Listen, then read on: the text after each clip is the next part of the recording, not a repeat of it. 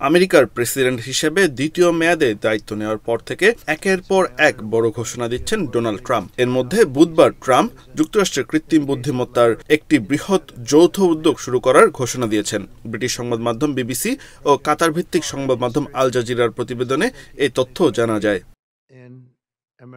কোটি কোটি মানুষের ভালোবাসায় fridge, TV এবং এসিতে দেশের ১ নম্বর ব্র্যান্ড ওয়ালটন। স্টারগেট নামে পরিচিত এই এআই অবকাঠামো প্রকল্পে যুক্ত হয়েছে টেক্সাস ভিত্তিক জায়ান্ট প্রযুক্তি প্রতিষ্ঠান ওরাকল, জাপানের সফটব্যাংক এবং চ্যাটজিপিটি নির্মাতা ওপেন এআই। প্রেসিডেন্ট ট্রাম্পের এই কৃত্রিম বুদ্ধিমত্তা প্রকল্প ঘোষণার সময় উপস্থিত ছিলেন সফটব্যাংকের সিইও মাসায়োশি সন, ওপেন এআইয়ের স্যাম অল্টম্যান ও ওরাকলের ল্যারি এলিসনের মতো প্রযুক্তি জগতের প্রখ্যাত ব্যক্তিত্বরা। ঘোষণার পর ট্রাম্প বলেন, এটি হবে ইতিহাসের সবচেয়ে বড় কৃত্রিম বুদ্ধিমত্তা অবকাঠামো প্রকল্প। $500 বিলিয়ন বিনিয়োগ করা হবে এই এআই অবকাঠামোতে।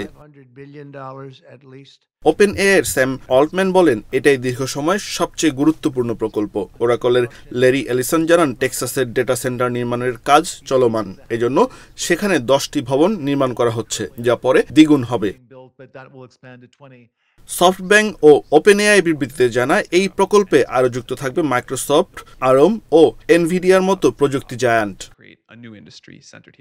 প্রকল্পটির জন্য প্রাথমিকভাবে $100 বিলিয়ন বিনিয়োগ করা হবে। পরবর্তী 4 বছরে এটি $500 বিলিয়ন পৌঁছবে। এই অর্থ ব্যবহার করে বৃহদাকার ডেটা সেন্টার এবং অন্যান্য অবকাঠামো নির্মাণ করা হবে, যা কৃত্রিম বুদ্ধিমত্তা প্রযুক্তির ভবিষ্যৎকে সমর্থন করবে বলে জানিয়েছে প্রকল্প সংশ্লিষ্টরা।